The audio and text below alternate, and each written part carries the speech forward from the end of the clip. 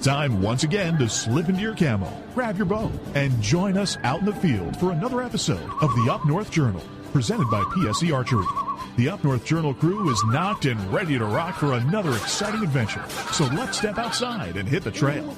This episode of the Up North Journal podcast is brought to you by PSE Archery, Spot Shooters Archery, Easy Cut, Packer Max, Hunter's Blend Coffee, Scent Lock, Scent Blocker, Lim Walker Game Calls, Buck Baits, Gut Check, Stanislavski Release Aids, Copper John, Fourth Arrow Camera Arms, Wind Sense Vapor Hunting Products, and Rebel 6 Rubs. And don't forget, you can catch us in syndication at 2 p.m. Eastern Time on goodtalkradio.com. Welcome back to another episode of the Up North Journal, everybody. Host Mike Adams in the cabin tonight with Dan DeFall. Man, snow. It is fast and furious. It was... And I'm not talking like the movie. No, that would have been kind of cool, because there was no snow in that movie, I don't think.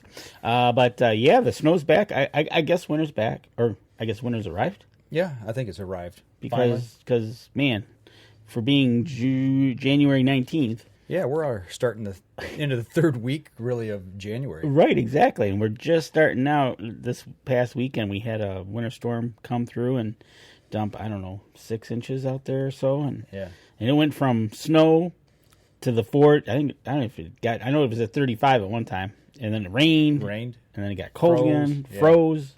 Yeah. And then it snowed overnight. It was snowing when I came over. Yeah, it was. It was coming down pretty good. But before we get started, speaking of snow and cold, let's talk about some good things that people can be using here in this weather. Exactly. And the first thing up, our friends over at huntersblendcoffee.com.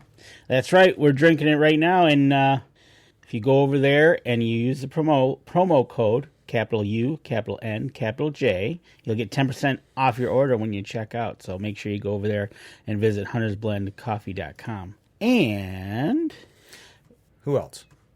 Our friends over at Buck's Baits. Came out with some great things at ATA. Absolutely. Was drumming up some real good interest in them. I'm sure we'll be seeing those down the road here. But you can go over to the website, check out his lineup that he has of cover scents and other items there. And if you use the promo code Up North Journal, you'll get 20% over at buckbaits.com when you check out there. That's not all. That's not all. You know what? I just talked with the Rebel 6 this week. We're going to be teaming up again this year. So if you go over, use the promo code North Journal, get 20% off your order over at rebel6rubs.com on your checkout, because it's, good thing you can do indoors. You can still use Rebel 6 Rubs on whatever you're cooking, fish, absolutely, meat, right? All the good stuff. Exactly. So, with that being said, a good crock pot meal or something like that, put in a crock pot, the chili or something like that, good day for it, I tell you what. Yeah, especially on a day like this. Right, exactly. So I've seen a lot of people actually starting to taking their game from this season and making things and posting them on Facebook, and you guys got to stop that. It's making me hungry. I know, right? That's good stuff. Denny Steiner had buffalo and noodles. Mm-hmm. Man, did that look good. But you pointed out the Looney Tunes glass.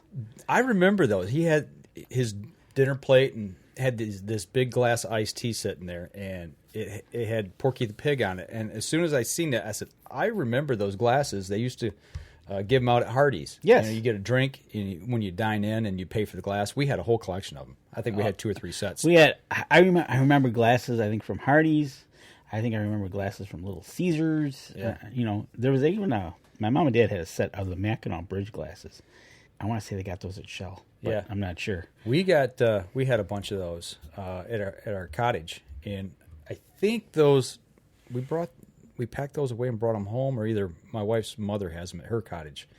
Mackinac Bridge, Hartwick Pines, Sioux Locks, and there was a fourth one. I can't remember what it was. Was it like a frosted glass? Tequamana. Was it a frosted glass? It was frosted, green frosted glass, and it had like a scene on it, yeah. But those are the Michigan Collectibles. Yeah, exactly. So yeah. It's one of those things, but people post this stuff, and you're trying to look at the food, but it's like, but that glass. Right. I want to go on a tangent. You're talking about collectible stuff. Can you do a favor real quick and just like pop right over there in front of that printer and grab those patches? It sparks something here that I want to take off on real quick, because it's I just think it's pretty cool here in Michigan. And I know a lot of other states have these, and I used to collect these. Still do. I mean, I haven't got any of the newer ones, except for the ones I've shot. But basically, here in the state of Michigan, these are called Hunter's Successful Michigan Deer Hunter patches. That one's 1982. Actually, this is the second one that I've got. The original one I got was actually the year I shot my first buck. Shot my first deer. So it belongs to that one there over top of you. Yeah, you can't see it here, folks, but but yeah, my first buck. This one's 1996 and 2004. For those of you on the podcast, obviously you can't see them. You have to come back and check out the show. There's a National Wildlife Federation patch here that somehow I wound up with. 2002 deer patch, another 2004, 1986 patch. But what they do now, here's a 2006 and a 2005. But if I remember, they redesign the patch every year. Yep, they have a contest actually they send out, I think you can send it out, they'll have a contest. They do that for the deer and bear patches? I know they do the turkey patch. Yeah, the turkey one, I think they do that for the patches, all of them. They started these in 1972, I believe, in the state of Michigan. 72 or 74. And heads up on these, if you start collecting these things and you get them off eBay, I'm going to tell you right now, there's a lot of what's called replicas. And they've made replicas of the old patches because the old patches back from in the 70s, like 72 to 79, are extremely hard to find. Oh, but they've replicated them. And people were selling them as is, and yeah. Oh, really? Off, well, yeah, I'm sure. Because, come on, now this day and age, you take this, you just put this on a color printer, and then you could match this up. Yeah, digitize it. Yeah, digitize it. And make a file and sew it. Yep. So, but good to know. Back when I first started collecting these things, I want to say the 72 patch was like $200 or $300, and I think it's a heck of a lot more now. Really? Yeah, but anyway, I've got a couple. I've got the replica patches from 72, 73, and 74. I think maybe 75. I think the first original I have is either 75 or 76. Scott Bass says, "Hey, you're looking especially good with that Easy Cut T-shirt."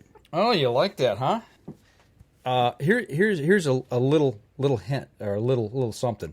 Easy Cut's got something new coming out. Yes, they do. That's all we're going to say. Stay tuned. Adam, it says where are you located? Do you know where Adam Wynn is located? No, I don't. Because he says the nearest check station is an hour away from him.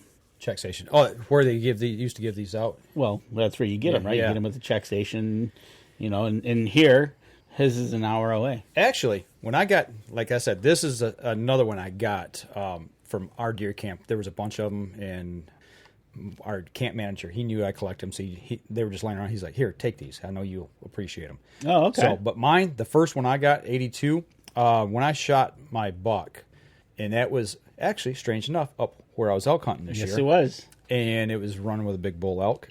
When I killed that buck, I drug that deer in back to the parking area, and we were on state land. It was a new section of state land that was just opened up to hunting. Okay. That year or a year prior, one or the other. Anyway, long story short, I was sitting there, and my dad and the two other gentlemen we were hunting with took off. And I'm sitting in the parking area on this little mound of dirt or whatever. I don't even remember. But I was sitting there waiting for I'm like, well, I don't know where they went. They left me here, but I got to wait because I'm not walking back 10 miles back to the cabin. Right, exactly. So in that time before they drove back to come back and get me, the DNR pulled in. And they checked me. They checked the deer and congratulated me. And, we're just sitting there talking. And he's like, well, he said, we got your deer checked in now. He says, here's your successful hunter patch. So the DNR actually had these on them. I don't know if they still do, if they carry them with them. I would assume if they did they take all the measurements and everything? Do you Back remember? then, no. They checked the lice, they checked the tag, make sure I had it tagged right, you know, right. and then, look the deer over, and that was kind of it. Okay, so I'm going to go with they probably don't these days, kind of make you try to go to the check station. Don't know. I don't know how that works now, if the DNR still has them with them or not. It's a good question. We have to ask them. Adam Wynn, Livingston County. Okay, I know your check station's at. Yep. Livingston. Actually, depending on where you're at in Livingston County, I know here in Holly, the Holly State Rec area, you can take it there. That's a check station. And then you just can, off I-75. Yeah, and sometimes I know the DNR is depending on when it is. Mm-hmm. I know like gun season. Sometimes they'll have one like at Richardson's Meat. She'll be there. Right. So yeah. But you can take it over to Holly. That's where I took mine.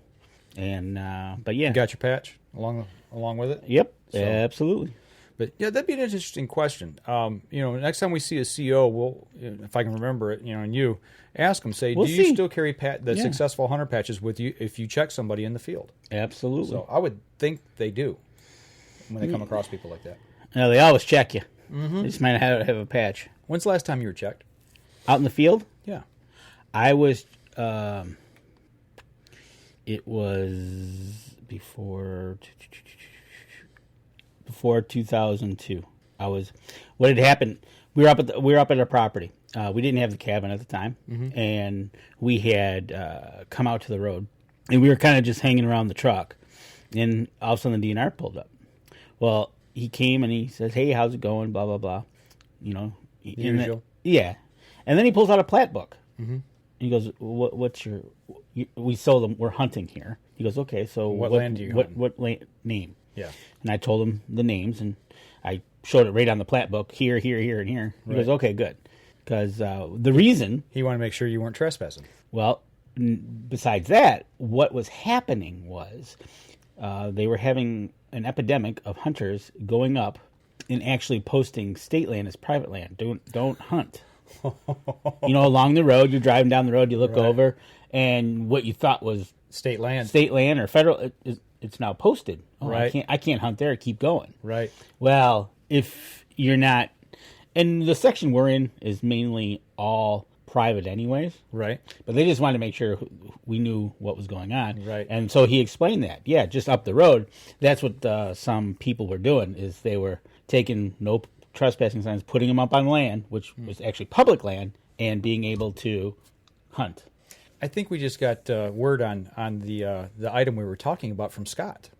See, I didn't know if we could actually talk about it or not, so I didn't say anything. But so yes, Scott Bass. Yes, it's called Lil G. The Little G, yes. Small but mighty. If you want, I'll give 2 away to any contestant or trivia question on today's show. Speaking of, we don't have trivia question, but I tell you what, that does remind me. I need to publish our poll. Right.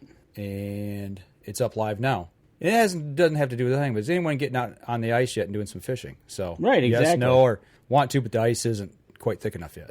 So you know what? And if Scott Bass is going to be really generous and give 2 away, everybody who comments in our comment line, we'll put you in for a drawing, and we'll draw a name, and then we'll pass that along to Scott to get a hold of you on Facebook. Yeah. So there you go. And we'll pass that along, and we'll give away 2 Little G's today. So you got to like that.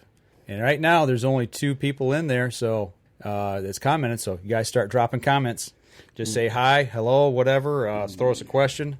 Yep. Just put something in the comment, and we'll go from there. So you got to like that. Absolutely. Thank you, Scott. That is direct action from one of our supporters. You got to love that. Right. Exactly. So, and actually, Scott, if you're still on here, I saw you down at ATA. You were talking with somebody. Didn't want to interrupt, but that's the only time I ran cross paths with you. We were so busy down there, and we're going to talk a little bit about ATA here in just a few minutes. So yeah, we saw him right now. Was it by the odds booth? Could have been. It was somewhere. I remember because we walked by him, and then we were busy. Yeah, it was no doubt about it. It was a busy week. So, but talking about getting checked. So what he did was told us what the game was, and he was just verifying who we were, making sure we were all legal, and then he went on. But that was the last time, and that was prior to 2002. Well, that time I was checked, that was 1982. And then since then, I've only been checked 3 times, and they were all within the last 10 years. And actually, 2 of them were at the same places over at the Seven Lake State Park. Once when we were ice fishing. It was by a park ranger, wanted to see our fishing license. Which, okay. Show them the license, no big deal. Good interaction. And then about that same time, my oldest daughter, she was 12, 13, 14, somewhere in that age range, and we were out turkey hunting. And it was right after they had changed the law. Well, she had to be 14. Yeah, she'd been 14 because I think it was before they changed the law to where you could be younger as a mentor. I think. Maybe not. I can't remember. Anyway, she was right around that age.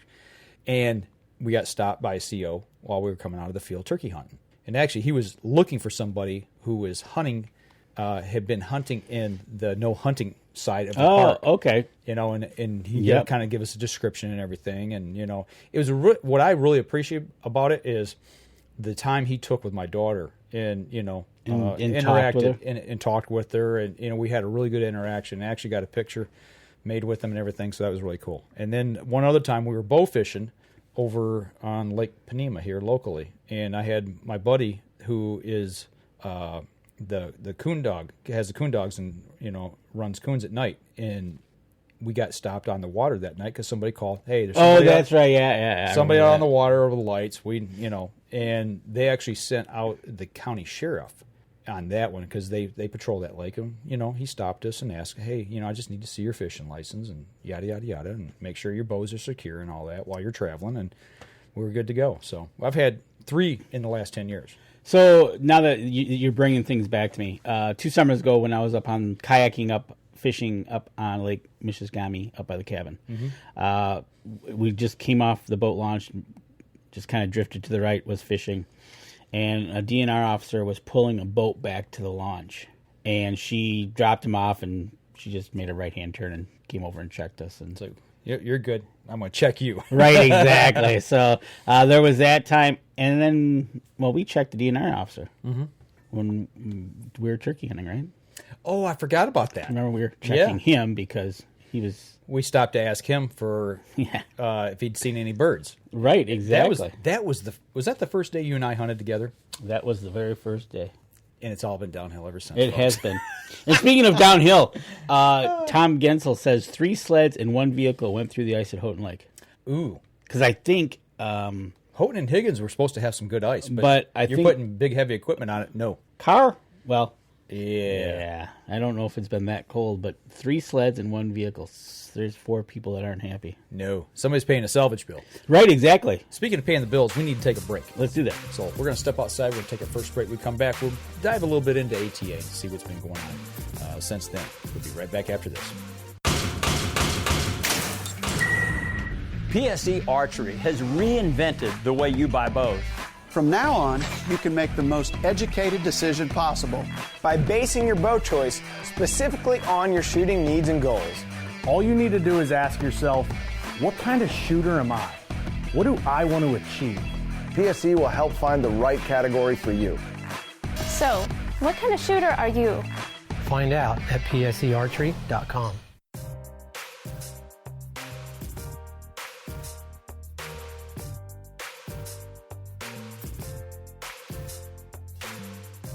Welcome back.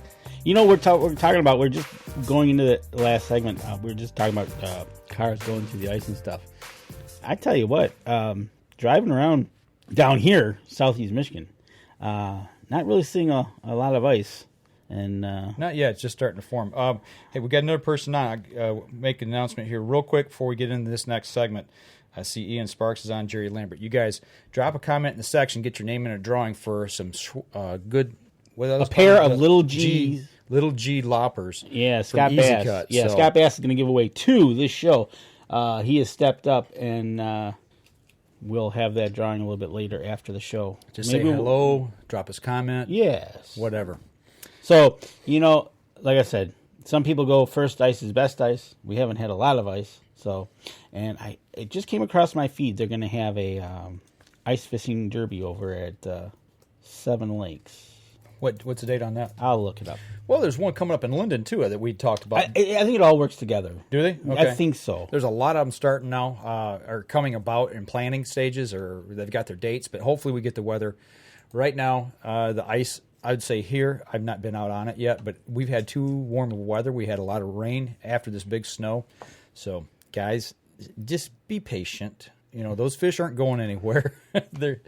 Be safe. Right. So, and when we were coming back from ATA, we ran a little weather as we got home. So, it's getting to that point in the year where things are starting to change, and we'll get out on that ice here. Just be safe. Like Tom Gensel said here, that 3 snowmobiles and 1 vehicle went through up at Houghton Lake here, I assume this week. So, don't venture out until you know it's safe, especially if you're taking heavy equipment out, like a vehicle or a sled or a four-wheeler. Exactly. So, Josh and Jimmy will be at the Indiana. Okay. And Scott is going to be at the Hunting Time Expo next week. Okay, Scott. So you'll probably see Danny. I'm thinking of going over there for a day. So I've got to work. Yeah, you got to work. So I might grab some kids and take them over there.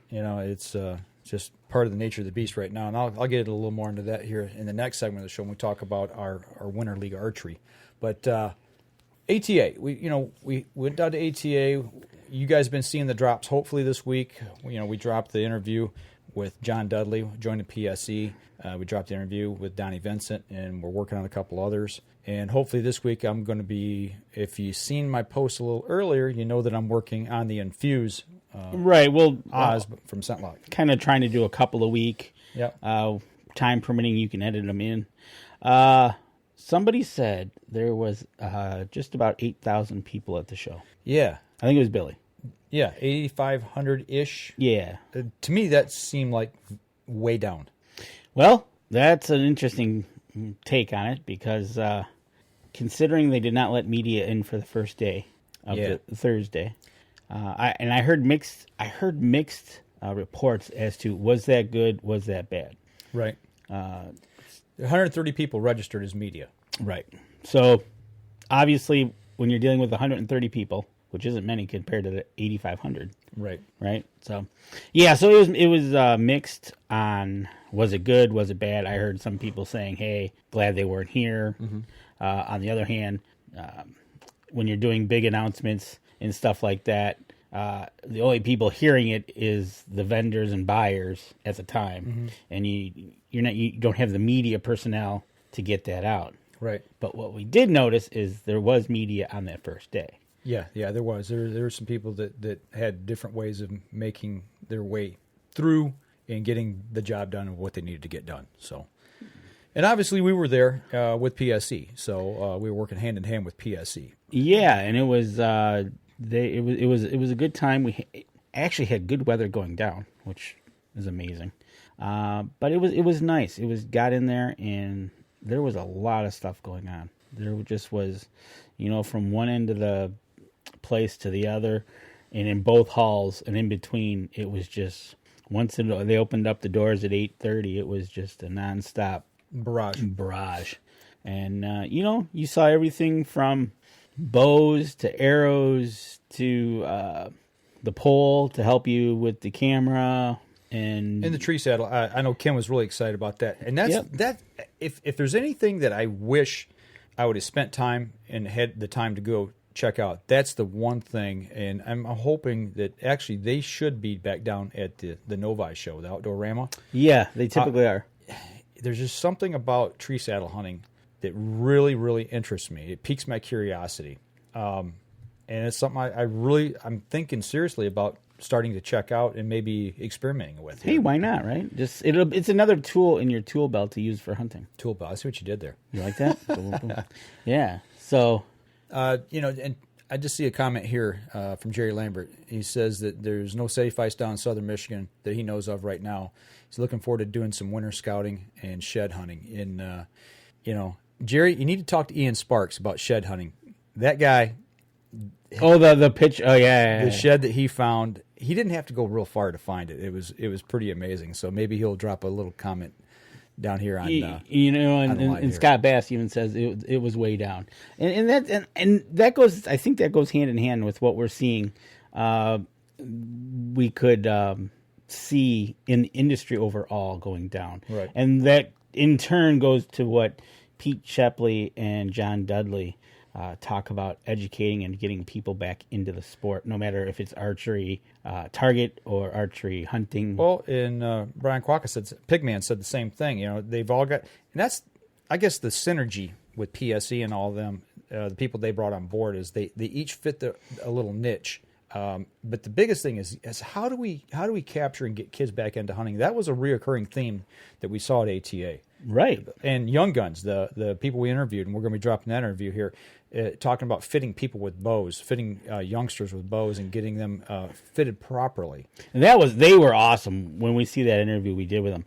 Not only is it youngsters, but basically any age to get them. Also, if they had a handicap, trying to get them situated with their handicap, trying to figure out, okay, what do we need to do, and it was awesome. They go around to different events, and it's really cool. Yep, absolutely. And Scott says here that he's got a suggestion to make make it so much better. We need ATA, but it could adapt a bit. And we'll get you on the show, Scott. Actually, we'll schedule something with you and get you on because I do want to hear some ideas.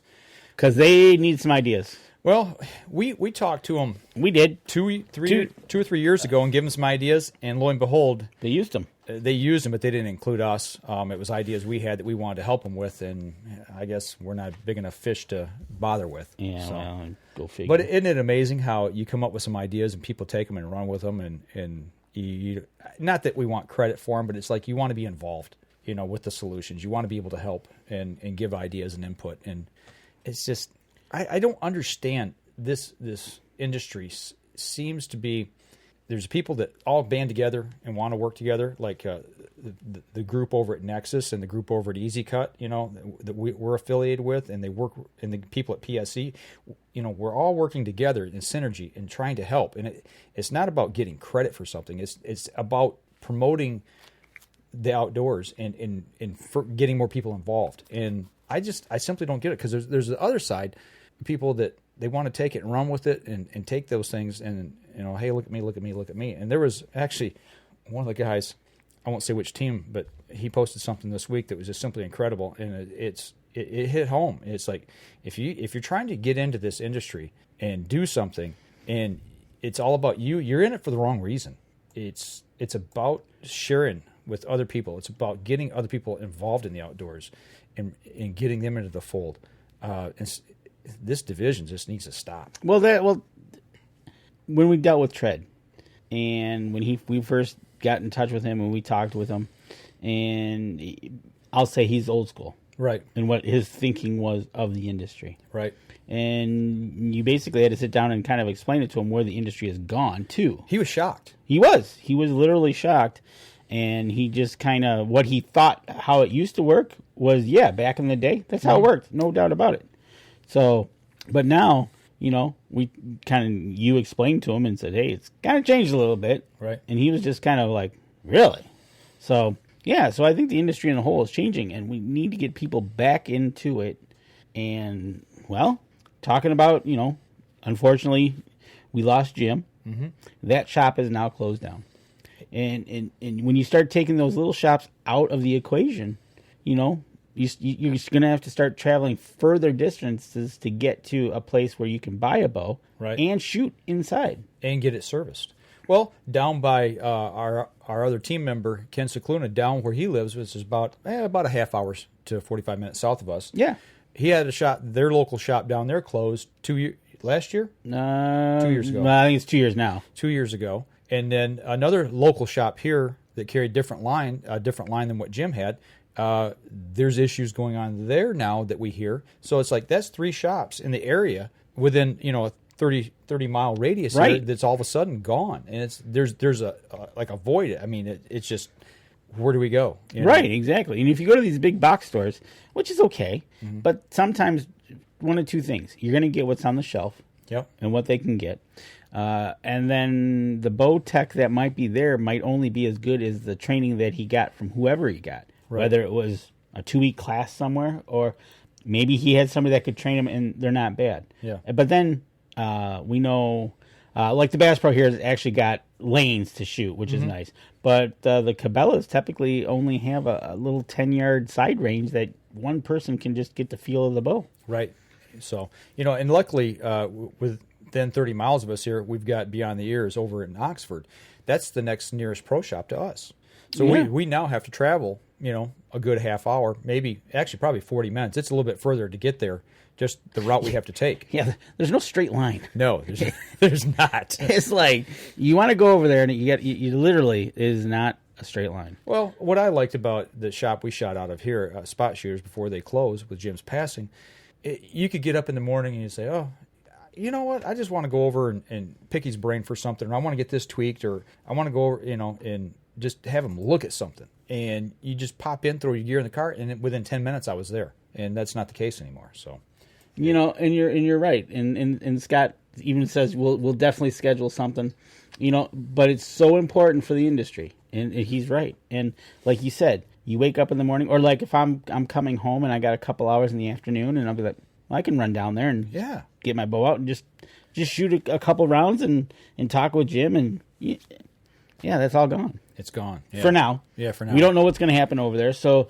but places like that and losing places like that is just, man, it is so tough nowadays for the little guy. Yeah. Whatever business you're in. And getting back to ATA, and seeing that the traffic was down, I guess that's kind of where we started this conversation, coming back to it, is how do we get more excitement into the industry? How do we get more people involved? And get kids off of their tablets or their phones or computers or whatever. It's like, we don't want you to get rid of the computers and stuff, because that's how you communicate with us back and forth at the show. But there has to be a certain amount of time that you dedicate to something, and then put them things away and get into the outdoors. And this week I started watching on Netflix. I'm going to chase a rabbit here. On Netflix, started watching Meat Eater with Steve Marnella, and I forgot he was from Michigan.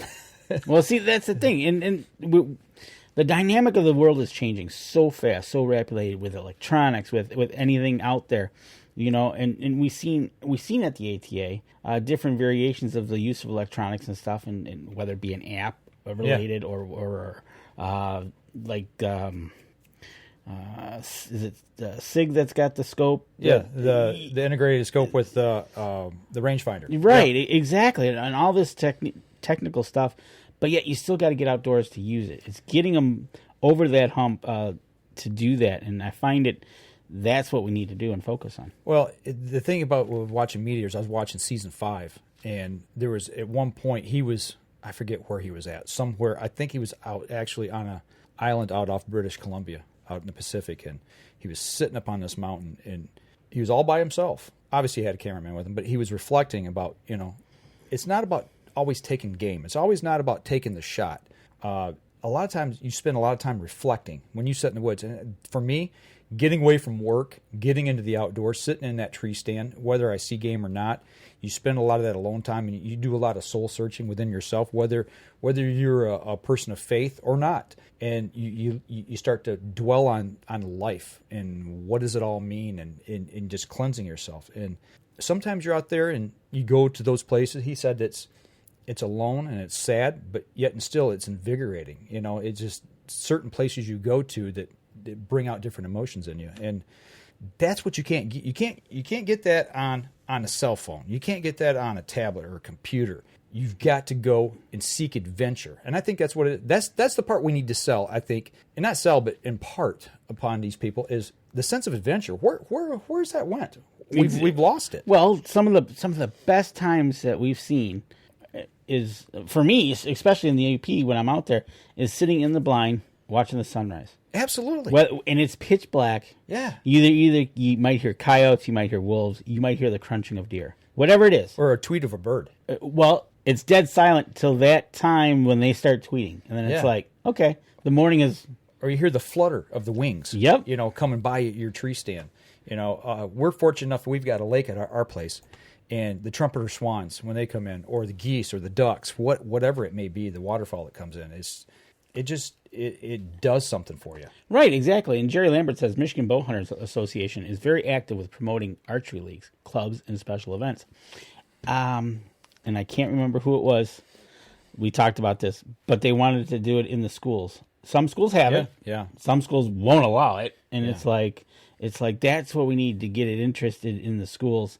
Because they're there a lot of time. Mm-hmm.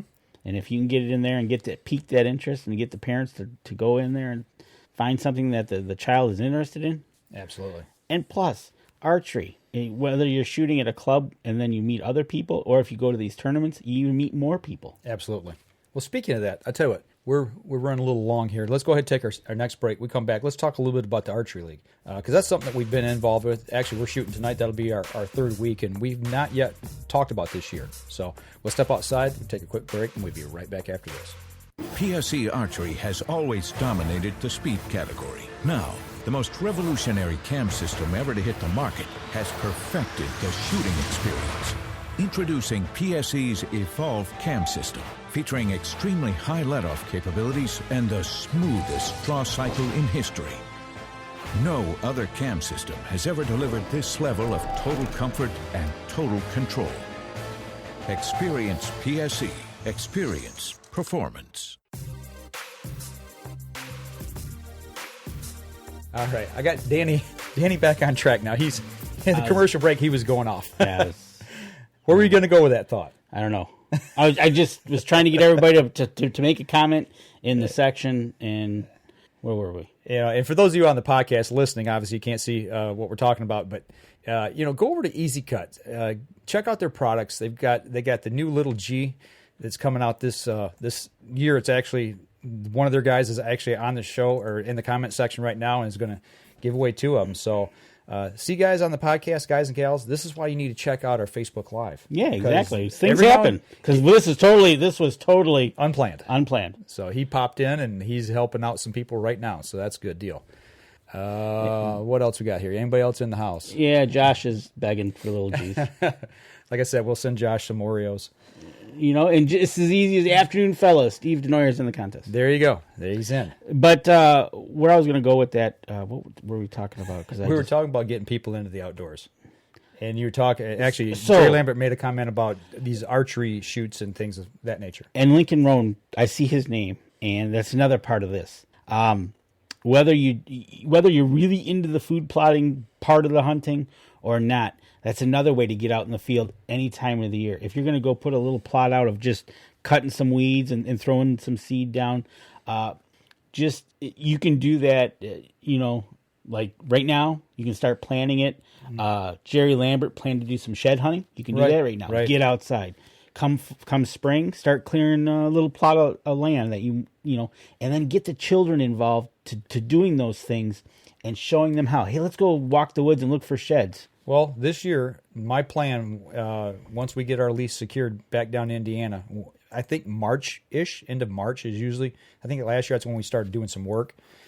Actually, that's when I really put the Easy Cut stuff to use. We started clearing shooting lanes and things like that. But once you get to that point in the year, and what I would want to do is I want to take my grandson down with me. He's 3.5 now, and that kid he's like a little bulldozer. And we get down there, start cutting stuff and clearing some stuff. I want him to get his hands dirty. I want to get his boots on the ground and let him feel like he's a part of something and teach him about the outdoors. And that's where, like you said, food plots or cutting shooting lanes. I can get him on the 4-wheeler with me and when we're putting around, pulling the Packer Max, and doing some call to pack and just those simple little things where you can get kids involved in the outdoors. Exactly, and that whether you're pulling I'll use Packer Max. This is a perfect example. Whether you're pulling the Packer Max on the 4-wheeler or whatever, or they can even help fill it up. Mm-hmm. Putting water in the tank and weighting it down. Yep, exactly. It's something as simple as that. Getting them into the outdoors and getting them to do stuff, make them feel a part of the situation. Absolutely, and that is so important. Like I know my kids are older now, but they understand why I need to go up when I do, and they're like, okay, we'll go help. Right. Yeah. A little sweat equity. Right. Getting them involved. That's all part of it. But you're right, Lincoln, and he even says it. Food plotting is a blast. Nothing better than harvesting a buck off a plot that you planted. You are so right. The whole, like last year, my best plot that I've been working on ever since we had it logged, my daughter was sitting there, and she was telling me what action was going on over there. And to me, I was so happy to know the deer were in there grazing. We could bait, which we had bait in the field, but they weren't going to that right away. Right. They were in the plot, eating the greens. I was so happy. It's awesome. It's rewarding when you put some equity into it, sweat equity, and you see the results. Much like this year when I did the mock scrapes. Put my buck baits out. We were doing some work with him, doing a little testing on something, and it just when we got the video back off those cameras, just putting trail cameras out, just stuff like that with kids is it's invaluable in getting their curiosity piqued. And then when you show them those pictures, like yesterday, my grandson was over, and I hadn't seen him since Christmas, and we spent some time here together. And I was watching another Meat Eater episode, and he was taking a couple guys, Joe Rogan and another guy, turkey hunting for the first time. And they're calling, and all of a sudden them gobblers lit up. And the first thing when Ben heard that, his head just snapped right to the TV. And I'm like, what's that? And he's like, turkey. He gets it, even at this young age. So get these kids out and get them involved. Absolutely. It means so much. See, and it looks like Steve Denoyer's got the bug. Bought a Packer Max last spring. He said, this is awesome. He started doing no-till and building up his sand soils. There you go. You know, and if you've got, it doesn't even have to be your youngsters. It could be a person that's not into it. Just get him into the outdoors. Hey, come with me and help me do this, you know? Yeah. And then you start to teach them the little bit of it. And then all of a sudden, you reap the rewards, like Lincoln said, and it is so cool. Absolutely. You know, and Tim C.S. joined. Hey, Tim, what's going on? You know, this week, we're talking a little bit about things you can do to get these kids involved in the outdoors, but talking about what we can do right now at this time of the year or this spring to get ready for next season. I actually talked with Wayne Sutton from over at the Turtle Lake Club. He works with Dr. James Kroll. And we're going to get him on the show here. We're having some scheduling conflicts right now in the next month to try to get him on, but we're going to get him, and that's what we're going to ask about. Okay, coming out of this hard winter season, you know, once we get that first thaw, what do we need to be doing? So you can look forward to that coming up here on the Up North Journal. Exactly, and Jerry Lambert says here, Fort Custer has an excellent youth hunt each spring with experienced hunters volunteering as guides. It's listed in the Turkey Digest, which is out right now.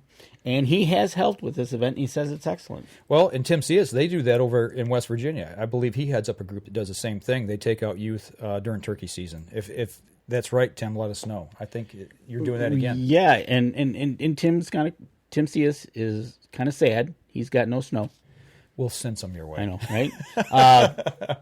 I'd be glad to. But yeah, so, you know, 365 days a year, you can be out in the woods doing something. That's right. From shed hunting to clearing land to seeding to hunting.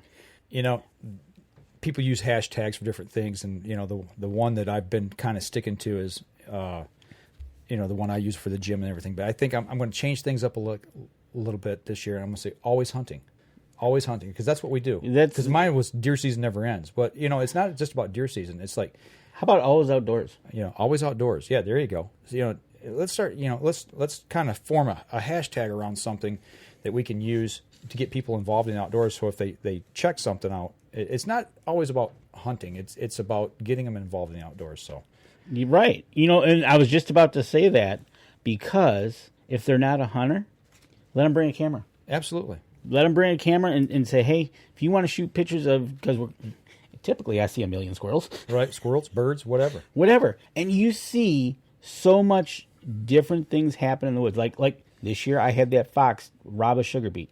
Right. I would have never guessed. And, you know, but to see that in nature, to explain that is one thing. To see it actually happen is really cool. Right. So, yeah, there's definitely ways you can get people outdoors, and it's not just hunting. Well, I'll tell you what, let's take our last break. We come back. I want to dive into the archery aspect of it, what we've been doing at leagues and how that all kind of plays in together. So we'll run this segment a little short since we went long in the first two. So we're going to step outside, take our last break. We come back, we'll continue the conversation. We'll be right back after this.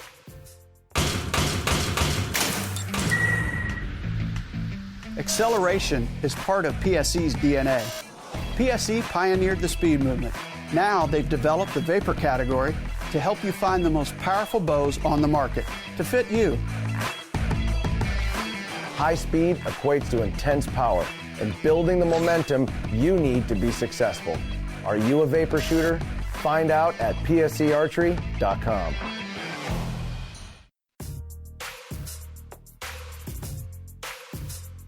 Last segment of the show.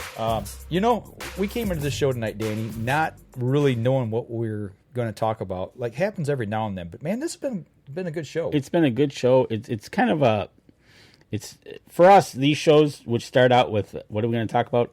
I don't know. Can go any direction, which is kind of nice because it just lets us free float. Right. You know, but obviously we're going to have people on future shows to have interviews like we always do. But it's kind of been fun. Yeah, it has. You know, and talking about free floating, that's something we don't want to do tonight at leagues.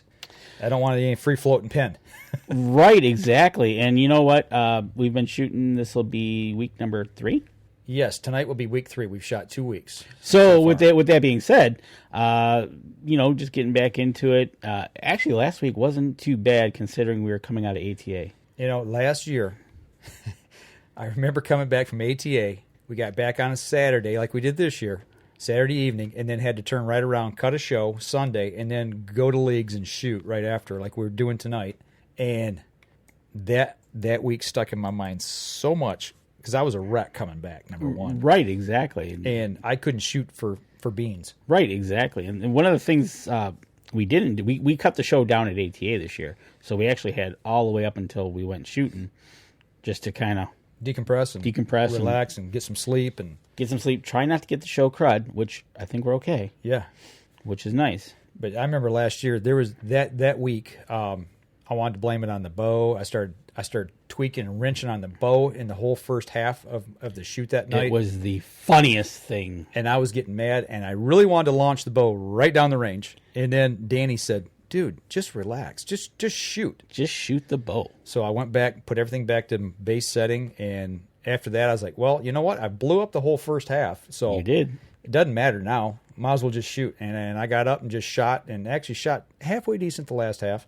But that was, I think, the worst week of leagues for me. And so far this year, when I came back, last week, yep, I've got something going on my elbow, and I'm not making excuses. It's just I had this like electric shock going down on my release. Yeah, I threw a few arrows, no big deal, and I still shot pretty decent compared to last year, and that's kind of what I'm gauging.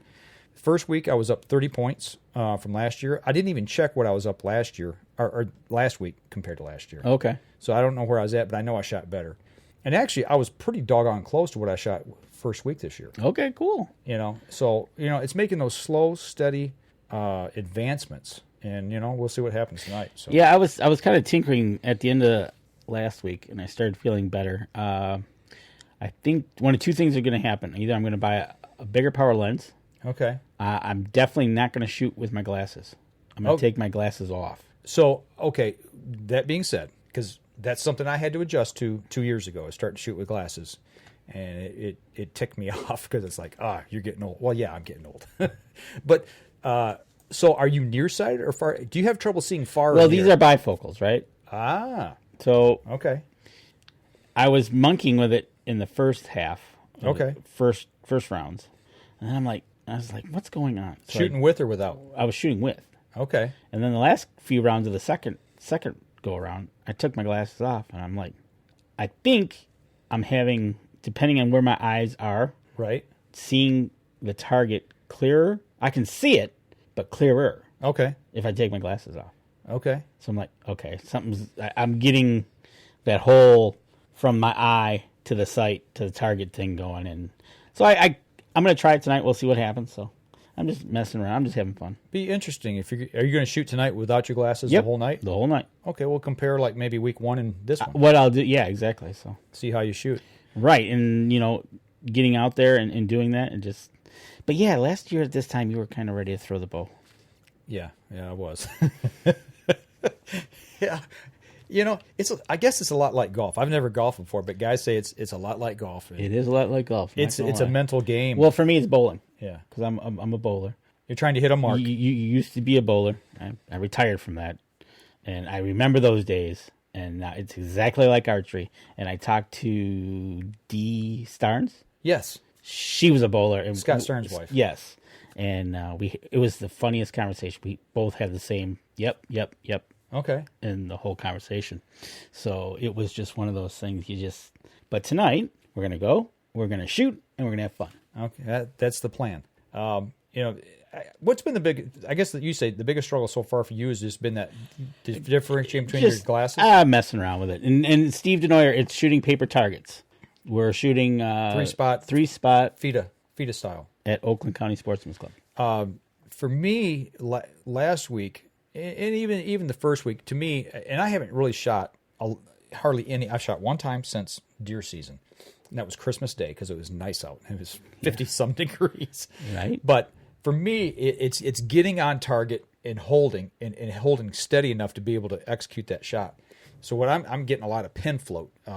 So it's my left arm is just I'm not steady, and I don't know if it's draw length. I don't know if it's me, age, strength. But did you notice what I posted this week on our journal page from Knock On Nation from John Dudley? There's an exercise. And he gives the whole way to do this exercise that strengthens your rotator cuff muscles down deep in your shoulder joint. That actually strengthens and helps you hold on target steadier. It helps to steady that shot. Right, exactly. So I just need a big... You need a volleyball. Big volleyball now, or a volleyball-sized ball that I can actually use and start doing those exercises. Yep. Go to our Facebook page and check that out if you're an archer. So, but yeah, so tonight's leagues, we'll go back and we'll shoot, and we'll see how we do. I see every week our little running joke so far has been about Jim and what kind of weather he's going to give us to drive to and from, and it looks like we're going to get there no problem at all. Sun's out. Okay, sun's out. Yeah, because last year, every week we went to shoot either on the way down or the way back, it was a snowstorm. You know what? You're doing this all wrong. I'm doing this all wrong. Yes. What am I doing? Because Josh Hagerman says Oreos will help you be steady. No.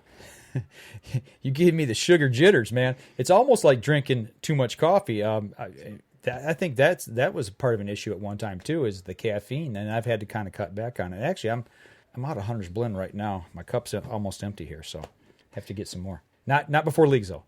But see, Josh, I don't think it's the Oreos. I think it might be needing a Cliff Bar. It could be that. You know, a little protein strength. Absolutely, that always helps. A little jolt. Sugar gives me jitters. It does. So, especially, it's really sad if you drop them out of your tree stand, and then you have to stare at them, right, Josh? So, wow. Yeah, he's calling you out. I am calling him out. So, but kind of get back to archery. We haven't really. I haven't changed anything from last year. Okay. My equipment wise. Now that I'm trying to run through my equipment, but I haven't changed everything on mine set up. Actually, I'm shooting my outdoor setup with my arrows that I got that Chris got me from over there at Beyond the Ears. Oh, that's right. You're running thin arrows right now. I'm running the small diameter arrows instead of the big ones. I was going to get set up with a fat shaft for Indoor League, and I just didn't do it in time, so I'm just sticking with what I got, and I'll worry about it later. So, run what you brought type thing, I guess. Exactly. And so you run with, and that's what we're doing. But I guess with this archery and the leagues and stuff we're talking about, that's a great way to get kids involved as well. Take them out to a shoot or to a place like Oakland County Sportsman's Club where they may have an open shoot and get these kids involved. And that's I guess that's been the running mantra of this show. Absolutely. We've been just starting to, two things, focus on getting people back or focus into hunting, archery, and also being healthy. Yep. And that has been a reoccurring theme that we saw down there as well. And if you watched the John Dudley interview or the Donnie Vincent interview, and actually one of those, and I think it was the Donnie Vincent interview we dropped over on the PSC Archery Talk forum. Right. Somebody posted something about, thanks for calling me a fat butt. I'll put it that way. Makes me feel real good about myself. That's not what it was about. That person missed the whole point of that interview. These interviews. Did somebody really say that? Yeah, and I was like, I'm not even gonna respond to that because we never said that. What we're trying to do is encourage people to be the best they can be, the best person they can be, and whether they walk a mile or whether they go to the gym and hit it hardcore 7 days a week, it doesn't matter. It's just the point of being active, and that's part of getting into the outdoors. Make your experience that much more enjoyable. The whole topic of the conversation did not call out anybody. Nope. It called out people to make themselves the best at whatever they are, from couch potato to extreme hunter, Donnie Vincent to Olympic shooter to whatever you are. Just be the best at whatever you are. Yeah, and just be healthy. There's nothing wrong with being healthy, and it's just talking about, that's really what we talked about. And if you haven't seen those interviews yet, scroll down our page. You'll see them drop there. We actually got them over on our YouTube. Well, we have the first one on the YouTube page, but we're going to start posting them, cross-posting them on all of our social media platforms. And go over and check them out. It's really inspiring. Tim C.S. wants us, and as an idea for us, is to burn incense while doing the show for calmness. I need that at Archery League. Maybe that's what I need. Maybe burn it at Archery Leagues, right? Well, my wife, she believes in using lavender. She uses essential oils, and and it calms the dogs down. She put a drop on the dog. Maybe I'll put a little bit of lavender behind your ear, behind my ear, just see how that works. Tell me how that works out. A little zen during archery. There you go. So, hey, before we get going for the end of the show here, everybody who's on the live stream tonight, if you haven't already done it, drop a comment in our live stream comment section, because we've got Scott Bast on from Easy Cut tonight. He popped in and said that he's going to give away 2 Lil G Loppers. Anybody that makes a comment in here, except Josh Hagerman, he said. So Josh is trying to double up on all these entries here. So, but put your name in the hat, and we're going to give away 2 of those. We're going to draw a name tonight when we're at Archery League, and we're going to let you know if you won, and then we'll give those names to Scott Bast, and he'll contact you and get 2 of their brand new product. I mean, this is brand new. We haven't even got them in our hands. I haven't seen them yet. So that's the Lil G Lopper.